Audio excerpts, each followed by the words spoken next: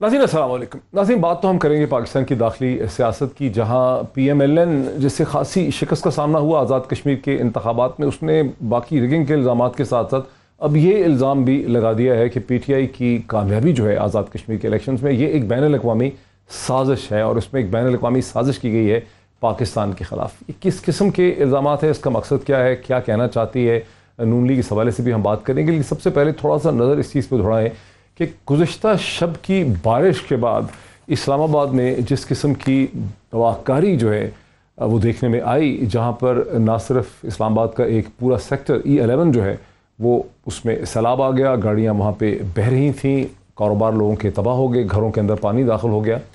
और फिर Srinagar highway, Kashmir highway, Srinagar highway जो कनेक्ट करती है नए एयरपोर्ट को इस्लामाबाद के साथ, वो भी कई घंटों ग़रक़ाब रही, उस पर तमाम ट्रैफिक जो है वो डिसरप्ट होगी। यहाँ पर जो सवाल है वो सिर्फ ये नहीं है कि सैलाब की सूरत हाल सामने आई, बल्कि ये सैलाब बारिश के बाद एक ऐसे मुल्क में देखा गया जो इस वक्त शदीद पानी की किल्लत का शिकार है और इस्लामाबाद में वाटर टेबल तेज़ी से गिर रहा है। सवाल ये पैदा होता है कि अब गुज़श्ता हुकूमतों ने और इस हुकूमत ने इस सूरत हाल पे काबू पाने के लिए किया क्या। इस वक्त चूँकि मेरे साथ स्टूडियोज़ में फॉर्चुनेटली मौजूद हैं जनाब फ़ारूक हबीब साहब, जो कि मिनिस्टर ऑफ स्टेट हैं फॉर इंफॉर्मेशन ब्रॉडकास्टिंग। यहीं से मैं बात का आगाज़ करता हूँ, फिर बाकी गेस्ट की तरफ चलूँगा। मुझे ये बताएं, ठीक है, ये आपकी हुकूमत ने आप इनहेरिट किया है ये प्रॉब्लम, ये हमारे पीछे मरगला की पहाड़ियाँ हैं, उसके पीछे आप 20 छोटे छोटे डैम बना सकते हैं, वाटर हार्वेस्टिंग कर सकते हैं। 3 बरस आपकी हुकूमत को हो गए, एनवायरनमेंट की आप बात करते हैं, प्लांटेशन की आप बात करते हैं, क्या किया आपने? देखिए, बात यह है, एक तो जो आपकी अर्बन फ्लडिंग है और जो पानी के हवाले से मामलात हैं, इसके ऊपर तो जो है वो काफ़ी सारा हमने जो है वो काम भी किया है। और आपके इल्म में होना चाहिए, आपने छोटे छोटे डैम्स की बात की, यही हमारे डैम्स हैं जो दरियाओं में तुगयानी आती है, जब सैलाब आते हैं तो हम तो बड़े डैम्स भी बना रहे हैं। और हमने इसको जो है वो डेकेड ऑफ डैम्स डिक्लेयर किया, जिसमें 10 बड़े डैम्स बन रहे हैं, जिसमें दिया मीर भाषा डैम भी है, दासू डैम भी है, मोहम्मद डैम भी है, और बड़े प्रोजेक्ट्स हैं जो जितना ये हमारा पानी था ये फिर लोअर सिंध के अंदर जो कोटरी पे जाकर समुद्र में गिर जाता था, पानी ज़ाया हो जाता था। जहाँ तक रह गई बात, आपने कहा बारिश का जो पानी आता है, इसको वाटर हार्वेस्टिंग की तरह में बड़े डैम सही नहीं, इसको डील करने के हवाले से देखें, वो आपका काम है कि आप किस तरीके से रिचार्ज करते हैं अपनी ज़मीन को। उसके लिए जी, उसके लिए हमने एक लाहौर में प्रोजेक्ट शुरू किया, जो कि वो लारेंस रोड के ऊपर है हमारा। हमने अंडरग्राउंड वाटर स्टोरेज जी बिल्कुल जो है वो स्टॉर्म वाटर के लिए बनाया। अब जितना हमारा वो नशेबी इलाके थे, पानी वहाँ पर वो उस वाटर टैंक में स्टोर हो जाता है। 14 मिलियन गैलन की वाटर स्टोरेज। कोई चीज़ ऐसे सुन लेना, ऐसे 28 और प्रोजेक्ट्स जो है वो पूरे पंजाब के अंदर हो रहे हैं। लाहौर में भी मुझे फैसलाबाद है, बहुत सारे हमारे एरियाज़ हैं, वहाँ पर भी उनकी PC1 मुकम्मल होकर प्रोजेक्ट्स अप्रूवल की स्टेजेस के ऊपर मौजूद हैं, जहाँ पर ये काम हो रहे हैं। इसी तरह जो हमारा इस्लामाबाद है, इस्लामाबाद में आपके इल्म में है कि यहाँ पर हमारे पास रावल डैम भी मौजूद है। इस्लामाबाद के अंदर जो है वो बड़े ऐसे हमारे पास नाले मौजूद हैं जिनको पक्का भी किया गया, उनकी सफाई भी की गई ताकि हम इससे बचा जा सके। इसी तरीके से आपको पता है यहाँ पर सिमली डैम भी मौजूद है। इसी तरीके से जो वाटर सप्लाई का इशू है उसको सॉर्ट आउट करने के लिए इसको हम कनेक्ट कर रहे हैं खानपुर डैम के साथ भी। ठीक है, इस्लामाबाद में वो प्रोजेक्ट भी हमारा शुरू होने जा रहा है, उसके लिए पैसे भी हमने जो है वो रखे हुए हैं। और जहाँ तक रहेगी बात, देखें कुछ ऐसे मामलात हैं, अब आप देखें कि चाइना के अंदर आपने मनाजर देखे होंगे, वहाँ पर उनके एक सूबे के अंदर जो है वो सैलाब आया। हालांकि बहुत ज़्यादा वो अर्बन डेवलपमेंट के हवाले से, मास्टर प्लान्स के हवाले से, मैनेजमेंट में बहुत ज़्यादा आगे हैं। जर्मनी में हालिया दिनों में आपने बारिशों से देखा, बहुत सारे ममालिक के अंदर जहाँ पर इतनी बड़ी तादाद में एक दिन के अंदर जो बारिश होती है वो बड़ा मुश्किल हो जाता है। पहले हुकूमत के एक अहम अहदेदार ने कह दिया कि क्लाउड बर्स्ट हुआ है, उसके बाद मेट ने क्लैरिफाई किया कि क्लाउड बर्स्ट नहीं हुआ, ये कोई तकरीबन 12 सेंटीमीटर के करीब बारिश हुई। नहीं, बारिश हुई है, बारिश हुई, रात को बारिश हुई। मेरा सवाल ये है, और मैंने बारिश जो आप समझ लें कि सुबह से फजर से पहले की मैंने शुरू से मान लिया कि 20 साल में यहाँ मुशर्रफ हुकूमत भी रही है, फिर PPP की हुकूमत रही है, फिर PMLN की रही है, अब 3 बरस से आपकी हुकूमत है। लेकिन सबसे ज़्यादा ग्रीनरी की आप बात करते हैं, एनवायरनमेंट। नहीं, हम बात नहीं करते, हमने तो अमल दरामद किया। अब ये इस्लामाबाद में तो आप तो हम देखें, अब तो हम जो ग्रीनरी के हवाले से या एनवायरनमेंट के हवाले से, पाकिस्तान तो इंटरनेशनल मैप के ऊपर आ चुका है, जो हमने इकदामात किए, जो उनका वर्ल्ड इन्वायरमेंट डे था। मरगला हिल्स के ऊपर आपने प्लांटेशन भी नहीं की। गुजारिश तो सुन लेना, जो हमारा वर्ल्ड इन्वायरमेंट डे था उसका होस्ट UN की वो पाकिस्तान था इस बार। और पाकिस्तान अभी भी अमीन असलम साहब को जो है उन्होंने बुलाया हुआ है इंटरनेशनल कॉन्फ्रेंस पे, वो वहाँ पर हैं। और अब हम ये जो मानसून है इसमें तो हम पूरी मैसिव प्लांटेशन कर रहे हैं। प्राइम मिनिस्टर साहब ने उसका आगाज़ कर दिया है कल उन्होंने, और वो ख़ुद मुख्तलिफ़ जगहों पर जा रहे हैं प्लांटेशन के हवाले से भी, और ऐसे पैचेस जो हमने वागज़ार करवाए, जो कब्ज़े थे वहाँ पर हमने फॉरेस्ट लगाए। इसके अलावा हम मिवाकी फॉरेस्ट जो है वो शहरों के अंदर लगा रहे हैं। लाहौर के अंदर अभी प्राइम मिनिस्टर साहब उसका विजिट करेंगे, बड़ी तादाद के अंदर उनको हमने लगाया। इसी तरीके से जो अर्बन फॉरेस्टिंग है, अच्छा चले उसके ऊपर काम करें। और पहली हुकूमत आई है, मेरा वो सवाल ये भी है कि इस्लामाबाद में वाटर हार्वेस्टिंग के हवाले से कोई चीज नजर नहीं आई। आप कह तो रहे हैं आप लोग, लेकिन और लाहौर का बिल्कुल सही आप कह रहे हैं कि वहां किया आपने यहाँ भी। और मैं आपको ये बताऊं कि हमने 14 अरब रुपया बजट में, 14 अरब रुपया हमने बजट में अपने एनवायरनमेंट के लिए रखा हुआ है, जो कि PMLN की हुकूमत में वो 80 करोड़ 1 अरब रुपए के करीब बजट। अच्छा, let me introduce the other guest. मुझे मेरे साथ फारूक हबीब साहब तो इस्लामाबाद स्टूडियोज़ में हैं, मिनिस्टर ऑफ स्टेट हैं for information broadcasting. Arif Hamid Bhatti साहब पाकिस्तान के प्रोमिनेंट जर्नलिस्ट हैं, पॉलिटिकल कमेंटेटर हैं, मुझे DSNG के जरिए लाहौर से ज्वाइन कर रहे हैं। अंसार अब्बासी साहब पाकिस्तान के प्रोमिनेंट एनालिस्ट हैं, इन्वेस्टिगेटिव जर्नलिस्ट हैं, एडिटर इन्वेस्टिगेशंस हैं, इन्वेस्टिगेटिव सेक्शन के द न्यूज़ के मेरे साथ हैं।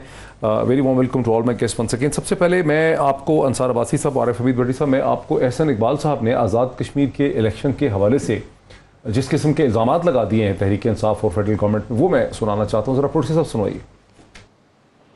इस इलेक्शन के अंदर इमरान खान ने जिस तरह आज़ाद कश्मीर का मैंडेट चुराया है, ये उस आलमी साजिश का हिस्सा है जिसका मकसद कश्मीर की धरती पे पाकिस्तान से दूरी के बीज बोना है, पाकिस्तान कुछ रुझानात को फरोग देना है, ताकि इस खित्ते में एक इंडिपेंडेंट कश्मीर की रियासत जो आलमी साम्राज्य के एजेंडे का हिस्सा है उसके क़याम के अमल में लाने में मदद मिल सके। और उसी आलमी एजेंडे के हमायतियों ने इस इलेक्शन के लिए पैसा फराहम किया। अंसार अब्बासी साहब, आपको कुछ समझ आती है कि एहसन इकबाल साहब क्या कहना चाह रहे हैं? जी अस्सलाम वालेकुम। मुझे समझ आती है वो यही है कि दिस इज़ वेरी अनफॉर्चुनेट, और हमारी पॉलिटिक्स में अनफॉर्चुनेटली मतलब सियासी इख्तलाफ ज़ाहिर है होता है, होना भी चाहिए, लेकिन सियासी इख्तलाफ के बियॉन्ड ज़ुबान भी गलत इस्तेमाल हो गई पाकिस्तान में। मतलब है कि जो बहुत ही ऑब्जेक्शनेबल लैंग्वेज है वो भी हम देखते हैं कि पॉलिटिकल पार्टीज और पॉलिटिकल लीडर्स एक दूसरे के अगेंस्ट करते हैं। लेकिन अनफॉर्चुनेटली ये जो आप बात अभी कर रहे हैं ना, कि हम अब ये साबित करने में हमारे तमाम पॉलिटिशियंस लगे हैं, बेशक वो PTI रूलिंग पार्टी हो, बेशक वो PMLN हो, दूसरी पॉलिटिकल पार्टीज हों। आप देखें कि कितनी मैं ये कहता हूँ कि मुझे 1000 इख्तलाफ या आपको 1000 इख्तलाफ हो सकता है इमरान खान साहब की पॉलिटिक्स से, लेकिन मैं आपको ये बताऊं कि मुझे ये ज़रा भी शायबा नहीं है कि इमरान खान साहब खुदा न खास्ता कि इस किस्म की किसी साजिश का हिस्सा हो सकते हैं। लेकिन अब ये क्यों कहा एहसन इकबाल साहब ने? एक तो चले इलेक्शन हारे, और वो क्या पोजीशन होती है आपको पता है, वहाँ पे इलेक्शन हार जाती है। जो भी रूलिंग पार्टी इस्लामाबाद में होती है वो इलेक्शन कश्मीर का जीत जाती है। अगर ये कॉन्स्पिरेसी इस दफ़ा हुई तो मेरा ख्याल है ये कॉन्स्पिरेसी हमेशा होती रही होगी। लेकिन इसके साथ साथ इसी से कुछ दिन पहले की बात आप देखें कि जो काबुल के जो ऑफिशियल थे एक, और जो एंटी पाकिस्तान जिनका आप देखें कि जो बात पाकिस्तान, हमदुल्ला मोहिब, हमदुल्ला साहब इंतहाई यानी कि गलीज बातें पाकिस्तान के बारे में करते रहे। ही मेट नवाज शरीफ साहब लंदन में, और फिर मैं कहता हूँ कि मुझे नवाज शरीफ साहब की इंसानियत के ऊपर, उनके ऊपर मुझे कोई शक जर्रा बराबर भी नहीं है, लेकिन मुलाकात ये होनी चाहिए। आप समझते हैं कि हमदुल्ला मोहिब के साथ मिलने में कोई हरज नहीं था जो गालियां वालियां निकालते रहे पाकिस्तान को? देखें, मैं जाती तौर पे समझता हूँ कि मैं अगर मियाँ साहब की जगह होता मैं बिल्कुल ना मिलता, लेकिन अगर वो मिल गए, मुझे नहीं पता क्या वजह थी, लेकिन ये उनको सुना जरूर जाना चाहिए। लेकिन ऐसा नहीं हो सकता कि नवाज शरीफ हमदुल्ला के साथ मिल के तो पाकिस्तान के अगेंस्ट कॉन्स्पिरेसी करें। मैं इस बात को तस्लीम करने के लिए तैयार नहीं हूँ। अगर है तो there should be a concrete evidence. सिर्फ जुबानी कलामी बात के ऊपर हमें अपने पॉलिटिकल लीडर्स को, जो भी सियासी पार्टियां बड़ी बड़ी, उनके लीडर्स को हमें एंटी पाकिस्तान बनाने का शौक नहीं होना चाहिए। ठीक, आप रुके ना मेरे साथ, को ना ही मीडिया मेरे साथ रुके। आरिफ हमीद भट्टी साहब, क्या ये मुमकिन है कि हमदुल्ला मोहिब से मिलने के बाद जो एक तलातुम उठा और जो बहुत तनकीद हुई नवाज शरीफ साहब और PMLN पे, उसके जवाब में एहसन इकबाल साहब ये कह रहे हैं कि आज़ाद कश्मीर के इंतखाबात में इमरान खान की कामयाबी एक बैनुल-अक़वामी साजिश? क्या ये मुमकिन? बिस्मिल्लाहिर्रहमानिर्रहीम। डॉक्टर साहब, नंबर एक तो मैं ना किसी को गद्दार कहता हूं, लेकिन कुछ सवालात जरूर हैं। मैं एक छोटा सा रिपोर्टर हूं। क्या इंटरनेशनल पावरों का पाकिस्तान में लिंक नहीं रहा? क्या नवाज शरीफ को जब सजा हुई थी कौन सा मुल्क लेके गया था? ये झूठ है। इस हकीकत से कोई तलखी करता है क्या? मुझे ये बता दें, हमदुल्ला से मुलाकात पे तो मैं आता हूं, उससे पहले मरियम नवाज साहबा जाके आज़ाद कश्मीर में ये कहती हैं, फरमाती हैं कि अमेरिका में बैठ के इमरान खान ने भी भारत की झोली में मकबूजा कश्मीर डाल दिया। यार सियासत करे, इख्तलाफ राय सियासत का हुस्न है, लेकिन सियासत को गाली मत बनाए। ये खिदमत और इबादत थी। क्या जो नैरेटिव उन्होंने लिया क्या वो पाकिस्तान के हक में था? दूसरी बात, हमदुल्ला मेरे वतन अजीज को गाली दे और वो लफ्ज जो इस्तेमाल करे, मैं टीवी पे कहना भी नहीं चाह रहा, जो उसने कहा है, एक एक्स प्राइम मिनिस्टर जो सजा याफ्ता है, मुजरम है, इख्तियारी है, वो सही है या गलत मैं नहीं जा रहा, उसको मिलने के साथ जवाब क्या है? मुझे ये बताए। क्या वो उसके साथ पढ़ता रहा, क्लास फेलो है, बचपन का यार है, तितलियों की बातें करने गया था? उसके बाद एक्स प्राइम मिनिस्टर वहां जाते हैं, वो कहते हैं कि जी ये साजिश है, इंटरनेशनल वजीर दाखिला कहता है आलमी साजिश है। तो भाई जब पहले आप आजाद कश्मीर में जीते थे, उससे पहले तो पीपल्स पार्टी की हुकूमत थी, आपने किस आलमी साजिश का हिस्सा लिया? किसका साथ लिया बताएं ना। अगर हुकूमत जीतना मतलब कि आलमी साजिश से ही हारते हैं, मैंने चले इनकी बात भी मान ली, तो ये तो कोई 10 दफा इख्तिदार में रहे हैं, 3 दफा पीएम रहे हैं, कोई 5-6 दफा सीएम रहे हैं, वो को आलमी साजिशें कब थी? उनके ताने बाने कहां बिनते थे? दूसरी बात, मैं इमरान खान का वकील नहीं हूं, फरूक हबीब साहब बैठे हैं, इनके लिए इसलिए कर रहा हूं कि ये शुरू से पीटीआई के, ये पैराशूटर नहीं है कि कहीं पीपल्स पार्टी में हो, कहीं जिया मुशर्रफ के साथ, और फिर आने वाली और जमात में भी कुछ इनके वजीर जाने वाले हैं। लेकिन मैं बताता हूं, इमरान खान पे कहते हैं मनी लॉन्ड्रिंग का इल्जाम। इमरान खान की एक प्रॉपर्टी बता दे जो लंदन, अमेरिका, ऑस्ट्रेलिया में हो, पीपल्स पार्टी की लीडरशिप आज ऐलान करे और नून लीग की कि जिस लीडरशिप की प्रॉपर्टी और कारोबार बैरून मुल्क है वो पाकिस्तान में सियासत नहीं करेगा, फिर तो मजा आता है ना। इस तरह मुनासिब नहीं है। मैं ये नहीं कहता इलेक्शन में धांधली हुई नहीं हुई, लेकिन इस तरह मुल्की वकार को मजरू करना एक शिकस्त की वजह से, उसकी वजह यह है कि जब डॉक्टर साहब आपके पास अपने पॉजिटिव काम गिनाने के लिए ना हो, बेहतर तो होता मरियम साहबा उधर अपना मंशूर बताती, कहती हमने पिछले 5 सालों में आजाद कश्मीर में इतनी सड़कें बनाई, इतने ब्रिज बनाए, इतने स्कूल बनाए, इतने अस्पताल बनाए, इतने लोगों को रोजगार दिया, जो माजी में नाइंसाफियां थी उसको खत्म किया, उसका कंपैरिजन किया जाता। आजकल कंपैरिजन किया जाता है लीडरशिप का, कौन सा बंदा जाके ज्यादा गालियां देता है मुखालिफिन को। तो मुल्क को बेचने की बात ना करें, खुदारा ना करें। अच्छा जरा भट्टी साहब, मुझसे ज्यादा मुहिब्बे वतन है। भट्टी साहब जरा रोके मेरे साथ।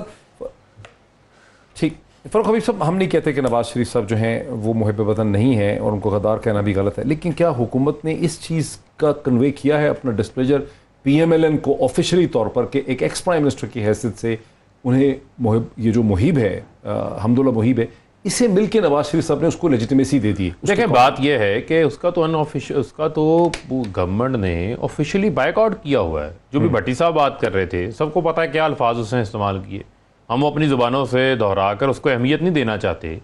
लेकिन नवाज शरीफ जो कि अदालत से सजा याफ्ता हैं, अदालत ने उनको भगोड़ा डिक्लेयर किया हुआ है, वो वहाँ पर बैठ के ना सिर्फ मुलाकातें कर रहे हैं, मुलाकातें करने के बाद उसकी तशहीर की जा रही है, मुश्तरका अलामिया जारी किए जा रहे हैं, बाकायदा तौर के ऊपर मरियम सफदर के अकाउंट से ट्वीटें की जा रही हैं, और कश्मीर इलेक्शन से एक रोज़ कबल ये मुलाकात होती है, तो फिर सवालात तो उठेंगे। और ये कौन लोग हैं? ये वही लोग हैं जो कि राग के दिहाड़ीदार हैं, डेली वेजर्स हैं, उनके लिए ये काम करते हैं। और वहाँ पर बेनिफिट क्या होगा? मोदी का इन्फ्लुएंस अफगानिस्तान के अंदर किस वजह से था कि वहाँ पर बैठकर वेस्टर्न बॉर्डर से वो पाकिस्तान में दहशतगर्दी करवाते थे, और तो कोई एजेंडा नहीं था। अब जो उनकी नाकामी हो रही है, जो हजीमत हो रही है, जो शर्मिंदगी हो रही है, उसका बोझ भी आए रोज़ वो पाकिस्तान के ऊपर डालने की कोशिश कहते हैं। कभी कहते हैं 10,000 बंदा इधर चला गया, कभी कहते हैं पाकिस्तान ने ये करवा दिया। पाकिस्तान ने तो कुर्बानियां दी हैं खुद इस जंग के अंदर। $150 अरब की हमने अपनी इकॉनमी तबाह कर ली, 70,000 से ज़ायद जानों का ज़िया हमारा हो गया।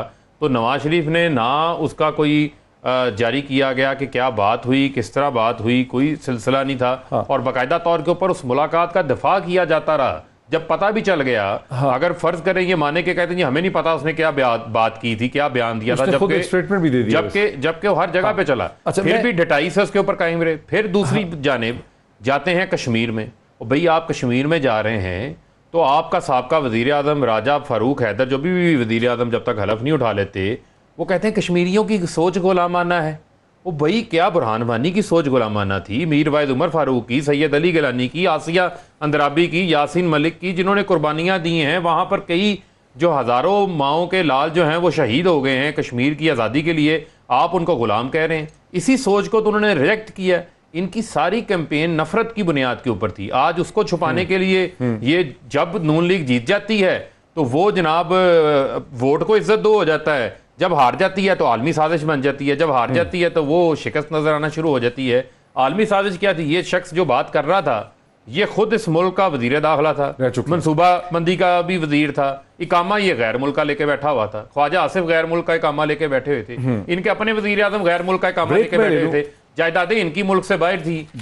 वो इमरान खान जो इस मुल्क को हर फोरम पे जिसने इज्जत दिलवाई, अपना सारा पैसा मुल्क के अंदर लेकर आया, इस मुल्क का मुकदमा, कश्मीरियों का मुकदमा यूएन के आगे हो। इमरान खान की तो पर्चियां नहीं घूमी थी ट्रंप के सामने जाकर, लेकिन ये लोग जो हैं वो इमरान खान पे इल्जाम लगाते हैं भाई कत्ल भी तुम करो और जो है वो कातिल भी हमें कहो, ये तो नहीं होने देंगे। ब्रेक ले लूं।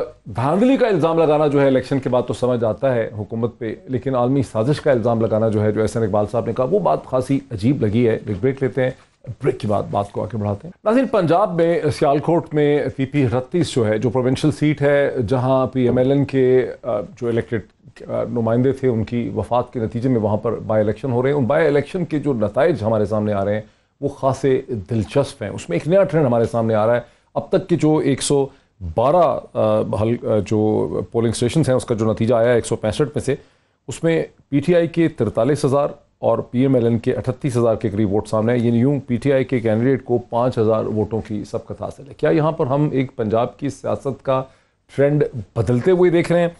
आरिफ हमीद भट्टी साहब, चूंकि पंजाब की सियासत पे आपकी बड़ी गहरी नज़र है, इसे कैसे देखते हैं आप? वैसे तो हम यही समझते हैं कि पंजाब में PMLN का बड़ा जोर है, लेकिन जो बाई इलेक्शन है जहां PMLN की सीट के ऊपर इलेक्शन हो रहे हैं PP 38 में सियालकोट में, वहां अब तक के जो नताइज हैं वहां तहरीक इंसाफ खासी सबकत लेते नजर आ रही है। क्या ट्रेंड बदल रहा है पंजाब की सियासत का? डॉक्टर साहब, मुझे पंजाब की सियासत का ट्रेंड तो नहीं पता। मैंने चंद दिन पहले ख्वाब देखी थी ये इलेक्शन PTI जीत गई है। मैंने 2 ख्वाबें देखी थी, एक आज़ाद कश्मीर के बारे में, वो मैं अपने प्रोग्राम में अर्ज कर चुका हूँ।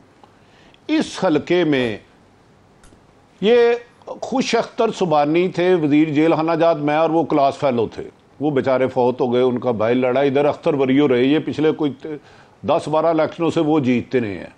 लेकिन मेरी नज़र में PTI ये जीते ना जीते, मरियम नवाज अगर लीडर रही और वो क्या नाम है उनका यार जो एडवाइजर है, वो नून लीग का खत्म कर देगी। मेरी पिछले 3-4 दिन से, जब से आज़ाद कश्मीर का इलेक्शन हुआ है, नून लीग के सीनियर पॉलिटिशियनों से बात हो रही है, कह रहे हैं कि इस लड़की ने हमारा, अगर इसको इसी तरह सियासत चलाती रही तो हमारा 2008 में काफ लीग वाला हाल होगा।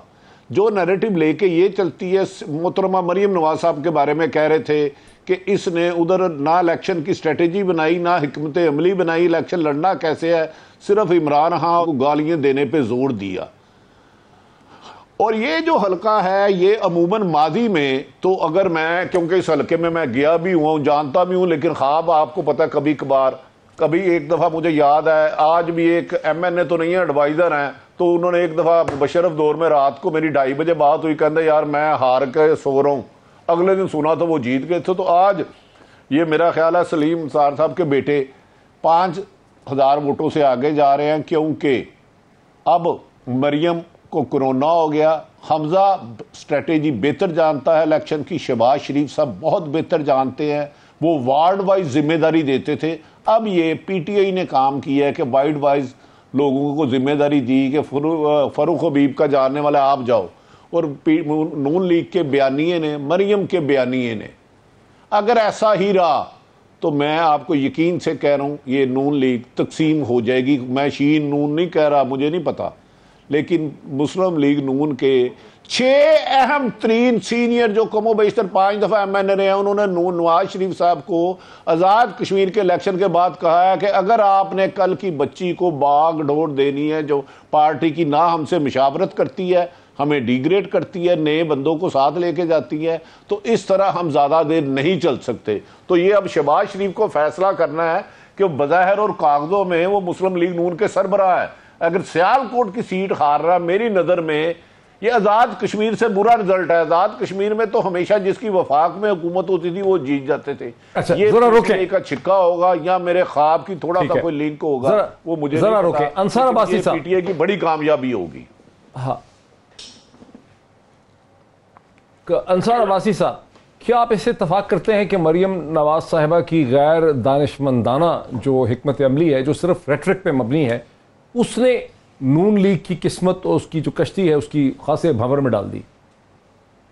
देखें, इसके ऊपर मैं आता हूँ, पहले छोटी सी एक बात करता हूँ। फारूक साहब ने चूंकि बात की थी और भट्टी साहब ने भी कि यही जो कि जायदादें बाहर बनाते हैं, पॉलिटिशियन बाहर चले जाते हैं, वट एवर, तो इसमें मैं एक सजेशन दूंगा कि हमारी पार्लियामेंट क्यों नहीं है कि ऐसी सिंपल एक लॉ लेके आ जाए कि कोई भी ऐसा शख्स MNA या MPA नहीं बन सकता जिसकी प्रॉपर्टी पाकिस्तान से बाहर हो या जिसका बिजनेस बाहर। ये फर्क अभी सर नोट कर लें, जिसका कोई बैंक अकाउंट पाकिस्तान से बाहर हो, ताकि देखें आपका इंटरेस्ट, आपकी हर चीज पाकिस्तान में हो।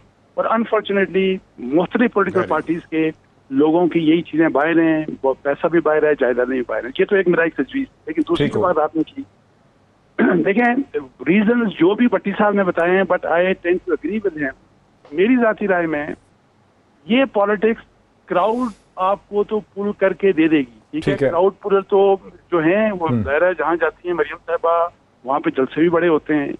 लेकिन इतना मैं आपको बता दूं कि भट्टी साहब की इंफॉर्मेशन और मेरी भी ये इंफॉर्मेशन है कि a very big number of PMLN leaders, जो बहुत बड़ा नंबर है नून लीग का, जिसमें शरीफ फैमिली के लोग भी शामिल हैं, बहुत से लोग शामिल हैं जो ये समझते हैं कि ये पॉलिटिक्स, इस पॉलिटिक्स के साथ हम पावर में कम से कम नहीं आ सकते। ठीक है, और अच्छा, ये वो पॉलिटिक्स है जिसका नुकसान है। अंसार अब्बासी साहब, एक सवाल है, एक काउंटर सवाल है मेरा आपसे। इस्टेब्लिशमेंट तो चले हो गया, एंटी इस्टेब्लिशमेंट रेटरिक, अब्दुल्ला मोहीब जो है उसको तो हुकूमत पाकिस्तान और पाकिस्तान के फॉरेन ऑफिस ने उसका बाइकआउट कर रखा था। ये एक स्टेट का डिसीजन था, इसका इस्टेब्लिशमेंट से ताल्लुक नहीं है, बिकॉज उन्होंने इस किस्म के कमेंट्स किए।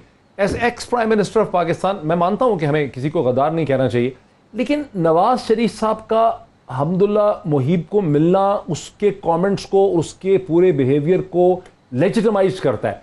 कहीं ऐसा तो नहीं है कि नवाज शरीफ साहब और मोहतरमा मरियम नवाज साहिबा जो हैं उनको समझ नहीं आ रही है कि चीज़ें कैसे कंडक्ट करनी है, चीज़ें कॉम्प्लेक्स हैं, खित्ते के हालात इस किस्म के हैं, उनके पुराने आइडियाज़ हैं, उनको समझ ही नहीं आ रही कि क्या फैसला कर रहे हैं, वो सोच समझ के फैसले नहीं कर पा रहे। अच्छा, मैं आपसे एक वैसे बात करूं डॉक्टर साहब के, मेरी जो जाती राय है कि ये जो हम उनके मुतालिक केसेस चले, बहुत कुछ हुआ, मैं ये समझता हूँ कि उसमें प्रोसिक्यूशन का एलिमेंट बहुत बड़ा था। अच्छा, लेकिन ये जो आपने वाली बात की ना, देखें अगर आपके साथ ज्यादती हो रही है तो इन रिएक्शन आपके अमल ऐसा नहीं होना चाहिए। और ये जो आप हमदुल्ला की बात कर रहे हैं कि इससे मीटिंग, देखें it is not in the interest of Pakistan. मैं ये नहीं कहता कि कॉन्स्पिरेसी थी, मैं ये नहीं कहता कि उन्होंने कोई गद्दारी की या जानबूझ के किसी कॉन्स्पिरेसी का हिस्सा हुए, लेकिन this act harms the interest of Pakistan, इसलिए कि वो देखें किन लोगों को मजबूत कर रहा है, उन लोगों को जो अफगानिस्तान में एंटी पाकिस्तान एलिमेंट्स हैं, और प्लस उनको जो सपोर्ट कर रहा है वो सबसे बड़ा सपोर्टर उनका इंडिया है। ठीक है, मैं वही बात कर रहा हूँ कि देखें आपके साथ अगर ज्यादती हुई, उस ज्यादती के जवाब में अगर आप गुस्से में फैसला करेंगे, और जो मुझे लगता है कि मियां नवाज साहब और मरियम साहिबा गुस्से में फैसले कर रहे हैं, गुस्से में फैसला करते रहे हैं। अच्छा डॉक्टर साहब, आप इजाजत दें, मैं अंसार अब्बासी साहब से एक बात कर लूं। ये डिमांड करती है कि आप कामली, मैंने फरूख हबीब साहब को भी लेना है, जल्दी से कर। आप पॉलिटिक्स कामली और अच्छा, मैं डॉक्टर साहब अंसार अब्बासी साहब से गुजारिश करना चाहता हूं। फरूख हबीब साहब देखें, अच्छा नंबर एक तो हम किसी को गद्दार नहीं कहते, लेकिन मेरी नजर में अंसार अब्बासी साहब, क्या हमारे लीडर जो भी सियासी जमात का हो उसको इसकी इजाजत नहीं होनी चाहिए जिसका बिजनेस प्रॉपर्टी बाहर है, वो पाकिस्तान में सियासत ही ना करे, जिसने हमारे साथ जीना मरना नहीं है तो उसको पाकिस्तान में इंटरेस्ट क्या होगा, वो भाग देगा। क्या आप इसको बेहतर समझते हैं? खुदा ना खास्ता मैं किसी को भी मुल्क दुश्मन नहीं कहता, लेकिन क्या ये लीडरों को, सियासी जमातों को तजवीज लिखवा दी है पहले ही फारूक हबीब के लिए कारोबार, ये अंसार अब्बासी की तजवीज है, ये फारूक हबीब साहब ने बहुत पहले, ये अभी भी कह चुका हूँ और मैं बहुत दफा कह चुका हूँ, लिख चुका हूँ इसके ऊपर कि पाकिस्तान में अगर आपने पॉलिटिक्स जिससे भी करनी है, जो हमारे MNAs MPs हैं, क्योंकि उन्होंने चीफ मिनिस्टर बनना है, उन्होंने प्राइम मिनिस्टर बनना है, उन्होंने प्रेसिडेंट बनना है, इनकी कोई भी स्टेक्स और ये फाइनेंशियल स्टेक्स खासतौर के ऊपर बाहर नहीं होती। ठीक हो गया। अच्छा, अब फारूक हबीब साहब, ये तो उम्मीद है कि आपने ये तजवीज़ लिख ली होगी और लोगों ने सुन भी ली है। ये मुझे बताइए कि सियालकोट में जो आपको इस वक्त मुमकिन तौर पर कामयाबी नज़र आती है, ये आपकी इलेक्टोरल स्ट्रेटजी में तब्दीली है या मरियम नवाज साहिबा की गलतियों की वजह से आपको मोमेंट्री, या आपने बेहतर ऑर्गेनाइजेशन कर? ये तो बात एक हकीकत है कि जो मरियम सफदर जहाँ भी गई हैं, जहाँ भी उनके कदम पड़े हैं, वहाँ पर जो है वो तबाही पैदा हुई है, चाहे वो उनकी अपनी पार्टी के हवाले से हो, चाहे वो उनके अपने ख़ानदान के हवाले से हो। वो तो वाज़ेह है कि जिनकी लंदन में क्या पाकिस्तान में कोई प्रॉपर्टी नहीं थी, बाद में प्रॉपर्टियाँ भी निकल आई, कैलबरी फंड भी निकल आया, और जिन्होंने पूरी कश्मीर की कैंपेन में मोदी का नाम लेना ही नहीं पसंद किया, RSS की बात ही नहीं की, हुर्रियत रहनुमाओं के हक़ में कोई बयान ही नहीं दिया, कश्मीरियों की कुर्बानियों को सलाम ही नहीं पेश किया। यहाँ क्या मामला हुआ? ये एक तसलसल है। आप ये देखें कि कश्मीर के इंतखाबात में जो हमारे वैली के और जम्मू की जो सीट्स थी, जिसमें गुजरांवाला, सियालकोट, मंडी बहाउद्दीन, गुजरात, नारोवाल, ये तमाम सीट, इवन लाहौर, तमाम सीटों पे PTI ने क्लीन स्वीप किया है। जो ये कहते थे जनाब ये GT रोड जो है वो हमारी स्ट्रेंथ है, हम तो इनको बारहा बता रहे थे कि ये आपकी कुछ लम्हों की खुशी है। अगर आप डस्का इलेक्शन देखें, आप उससे पहले वजीराबाद का इलेक्शन देखें, तो हमारे वोट बैंक के अंदर पहले से इजाफा हुआ था। गो के इलेक्शन हम हार गए थे, लेकिन हमारे वोट बैंक में अच्छा खासा इजाफा हुआ। आज वही ट्रेंड कश्मीर के अंदर नजर आया, वही ट्रेंड आज जो हमारा बाई इलेक्शन, कश्मीर तो एक अलग चीज नहीं, वैली के वोट तो थे ना, वैली और जम्मू के वोट उन्हीं इलाकों में थे, वही लोग आम इंतखाबात में भी वोट डालते हैं। अच्छा, आज ज़िमनी इलेक्शन में भी हमारी बेहतर मैनेजमेंट भी है, हमारी भट्टी साहब ने जो कहा ना कि जो वार्ड मैनेजमेंट है, नहीं वो भट्टी साहब बात ठीक कर रहे हैं, वो भट्टी साहब बात ठीक कर रहे हैं, उनके पास मालूमात ठीक हैं। देखें, जब भी कोई अच्छा उम्मीदवार होगा तो क्या रीऑर्गेनाइज किया है आपने? बिल्कुल रीऑर्गेनाइज किया है, और इलेक्शन तो पूरी है ही एक मैनेजमेंट है ना, ये भी एक पूरी एक साइंस है। जिस तरीके से आप ऑर्गेनाइज करते हैं, वार्ड की सतह पर ड्यूटियाँ लगाकर अपने लोगों को, वर्कर्स को मोबिलाइज करते हैं, अपने वोटर को पोलिंग स्टेशंस तक लेकर आते हैं, अपनी कैंपेन इफेक्टिव अंदाज से चलाते हैं। और इसके अलावा जो है वो वज़ीर आज़म इमरान खान को भी तो लोग देख रहे हैं ना, उनको नज़र आ रहा है कि यार ये एक शख्स है जो माफिया के खिलाफ डट के खड़ा है, ये वो शख्स है जो हमें सेहत कार्ड फराहम करने जा रहा है, ये वो शख्स है जो कि कामयाब पाकिस्तान के तहत 40 लाख लोगों को गुर्बत से बाहर निकालने जा रहा है, ये वो शख्स है जो कि हमें घर बनाकर जो है वो दे रहा है, ये वो शख्स है जो हमारे लिए दुनिया के अंदर जो है वो पाकिस्तान के लिए एक अच्छा तासुर के तौर पर पैदा कर रहा है, आलमी सतह के ऊपर पाकिस्तान के लिए बेहतरी करने की कोशिश कर रहा है। इसके स्टेक्स बाहर नहीं है। अभी ये बात हो रही थी असासों के हवाले से, इमरान खान वो वाइल्ड लीडर हैं जिन्होंने इन चीज़ों को रेलिवेंट बनाया। सबसे पहले हमारी पार्टी की CEC ने अपने असासे अपनी वेबसाइट के ऊपर डिक्लेयर किए थे। वज़ीर आज़म इमरान खान है जो टैक्स के ऊपर बात करते थे। नवाज शरीफ ने कितना टैक्स दिया था? 0 टैक्स, एक बार 5000 टैक्स, और जलसों में बात नहीं, उन्होंने रेलिवेंट बनाया ना कि लीडरशिप कितना टैक्स देती है, उसके बाद जाके इन्होंने 20-22 लाख टैक्स दिया। इसके अलावा इमरान खान आज भी वो लीडर हैं जिनका बाहर वजीर आजम है, जिनका बाहर कोई असासा नहीं है, बाहर उनका कोई कारोबार नहीं है, उनके बच्चे वहां पर कारोबार नहीं कर रहे, उनका कोई शुगर मिल नहीं है, कोई सीमेंट की फैक्ट्री नहीं है, किसी कार्टर से कोई ताल्लुक नहीं है, माफियाज की सरकूबी कर रहे हैं। 2 नुक्तों के ऊपर एक ब्रेक लेते हैं। एक तो ये कि लगता है कि तहरीक इंसाफ ने अपनी गलतियों से सीखा है और अपने आप को तंजीम साजी कर रहे हैं पंजाब के अंदर, जिसके रिजल्ट हम देख रहे हैं। दूसरी तरफ से खबर यह भी है कि तहरीक इंसाफ ने यह फैसला भी किया है कि सिंध में आसिफ अली जरदारी साहब को और जरदारी क्लैन को चैलेंज किया जाएगा। क्या कामयाबी होगी, इस पर भी मजीद बात करते हैं ब्रेक के बाद। नाज़रीन वेलकम बैक। नाज़रीन, आज़ाद कश्मीर के इलेक्शंस के नताइज, उसके बाद सियालकोट में बाई इलेक्शन के जिस किस्म के नतीजे हमारे सामने आ रहे हैं, उससे देख के ऐसा लगता है कि तहरीक इंसाफ ने बिलाखिर ये एहसास कर लिया, ये समझ लिया कि इलेक्शन के लिए एक तंजीम साजी जो है उसे बेहतर करने की ज़रूरत है, और वो बेहतर तंजीम साजी ही है जिसकी वजह से हमें सियालकोट के बाई इलेक्शन के नतीजे जो हैं वो नज़र आ रहे हैं। लेकिन इसके साथ ही एक दूसरी चीज़ है जिसे हम वेरीफाई कर चुके हैं, कंफर्म कर चुके हैं कि तहरीक इंसाफ ने हाईएस्ट लेवल पर यह फैसला कर लिया है कि सिंध में आसिफ अली जरदारी साहब को और उनकी जो गिरफ्त है उसे चैलेंज करना है। इसका फैसला हो चुका है और बहुत इसके हवाले से 3 मीटिंग्स हो चुकी हैं और चौथी मीटिंग भी इस हवाले से होने वाली है। यहीं से हम बात का आगाज़ करते हैं। फ़ारूक हबीब साहब, यानी एक तरफ था कि आप मिल के पार्लियामान में उनके साथ काम करेंगे, पीपल्स पार्टी, मसला था PMLN के साथ, आप एक फ्रंट पे नहीं रह सकते, अब पीपल्स पार्टी के साथ भी लड़ाई का फैसला हो गया। देखिए, बात यह है कि हर पार्टी ने अपनी सियासत करनी है। आप मुझे ये बताएं कि इस टाइम वफाक की जमात कौन सी है सवाए PTI के अलावा? बाकी तमाम जमातें तो जो हैं, कोई महदूद हो गया था एक सूबे के एक रीजन तक। पीपल्स पार्टी जो है वो उनकी सिंध के अंदर सीटें थी, बाकी जगहों पर तो उनकी नुमाइंदगी कोई नहीं थी, सीट सी कोई नहीं थी उनकी। इसी तरीके से फैसला कब हुआ है कि पीपल्स पार्टी को चैलेंज करना है सिंध के अंदर? एक मिनट में आ रहा हूँ। सेनेट में सिंगल लार्जेस्ट मेजोरिटी की पार्टी जो है वो PTI है। GB में PTI, कश्मीर में PTI, खैबर पख्तूनख्वा में PTI, बलूचिस्तान में PTI। इसके अलावा सिंध के अंदर अपोजिशन लीडर जो है वो PTI का, बलूचिस्तान के अंदर हमारी इत्तेहादी हुकूमत है वहाँ पर। अब वफाक की जमात है। अब सिंध के अंदर ज़ाहिरी बात है हमने वहाँ भी अपने आप को मुनज़्ज़म करना है, ऑर्गेनाइज़ करना है। आइंदा आने वाले जो इंतखाबात हैं 2023 के अंदर, उसकी सफ़बंदी तो आपको पहले से करनी पड़ती है और उसमें जो है वो हम जाएंगे, वहाँ से अपने लोगों को मुनज़्ज़म करेंगे, कंस्टिट्यूंसी मैनेजमेंट को जो है वो बेहतर बनाएंगे, अच्छे कैंडिडेट्स को साथ में लाएंगे। और सिंध के अंदर भी जो है वो हमारा तो ये फैसला हो गया है कि हम अपने आप को मुनज़्ज़म करेंगे और एक नई हिकमत अमली के साथ और भरपूर ताकत से जो है वहाँ भी मुकाबला करें। ये फैसला।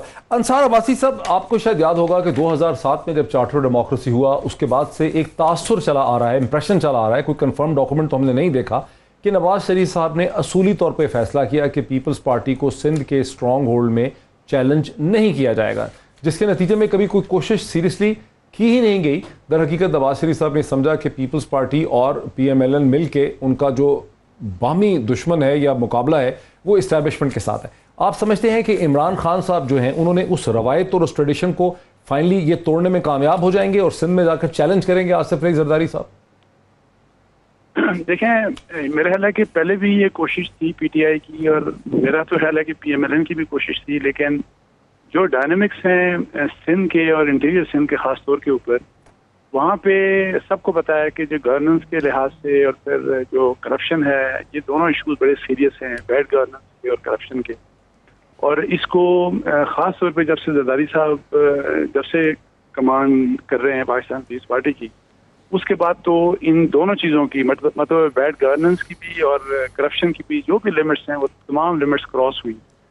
लेकिन भुट्टो फैक्टर इतना स्ट्रॉन्ग है इंटीरियर सिंध में कि वहाँ पे बहुत सी पॉलिटिकल पार्टीज ने, मतलब PMLN ने डेफिनेटली कोशिश की, मेरे ख्याल में बिल्कुल कोशिश की उन्होंने। आप समझते हैं कि कोशिश की उन्होंने वहाँ पे इलेक्शंस के दौरान भी आप देखें अलायंस बनाने की कोशिश की, 2013 में भी कोशिश की, 18 में भी, लेकिन वो कामयाब नहीं हो सके।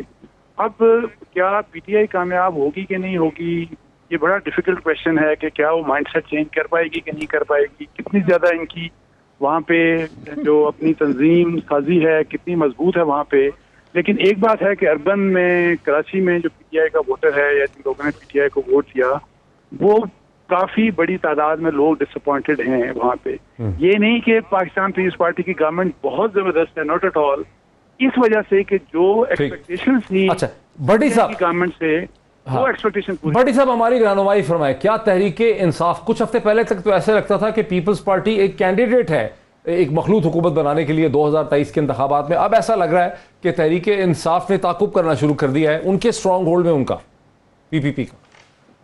देखें, PTI का हक है पूरे मुल्क में चलाए। जैसे आसिफ अली जरदारी साहब ने 2008 में जब सदर बने तो वो लाहौर तशरीफ लाए, तो मेरी इत्तेफाक से उनकी मुलाकात हो गई। मैंने केयर ऑफ करके डॉक्टर मोहित पीरज़ादा भेजा, तो उन्होंने कहा बुला लो जी, ये कौन सा आ गया। कहते मैं पीपल्स पार्टी को जिंदा कर दूंगा। मैं क्या सर, मेरी एक गुजारिश है कि आप पीपल्स पार्टी को मुर्दा कर देंगे। फिर उनके इख्तिताम पे, उनके इक़्तिदार के इख्तिताम पे मेरी मुलाकात हुई, तो कहते बताएं क्या हाल है। मैं क्या उतना ज़ियाउल हक और मुशर्रफ पीपल्स पार्टी को पंजाब में डैमेज नहीं कर सका जितना आप कर गए। अब रह गई PTI को उधर उस तरह कामयाबी नहीं होगी।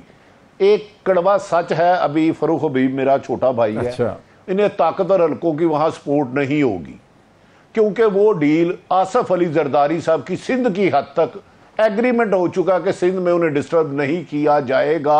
ये मेरी खबर है, मैंने साल पहले भी दी थी। जब जरदारी साहब अंदर हुए थे मैंने कहा था जमानत पर आएंगे, उन्हें कोई कुछ नहीं कहेगा। वो खरबों रुपए का बेनामी अकाउंट जिसमें 33 अरब रिकवर हुआ, एक में भी जरदारी साहब का नाम नहीं आया। कोशिश करना इनका हक है। अगर मैं नहीं समझता कि सिंध, अंदरूने सिंध करप्शन की इंतहा है। खैर वो तो पंजाब में भी माशाल्लाह कम नहीं है, लेकिन पीटीआई अगर कामयाब हो जाएगी तो मुझे बड़ी हैरत होगी। मेरे 30 साल सहाफत में मेरे लिए एक ये अजूबा होगा, क्योंकि मैं तो समझ रहा हूँ कि सिंध में जितने पीटीआई के ग्रुप्स हैं, यू कांट इमेजिन डॉक्टर साहब।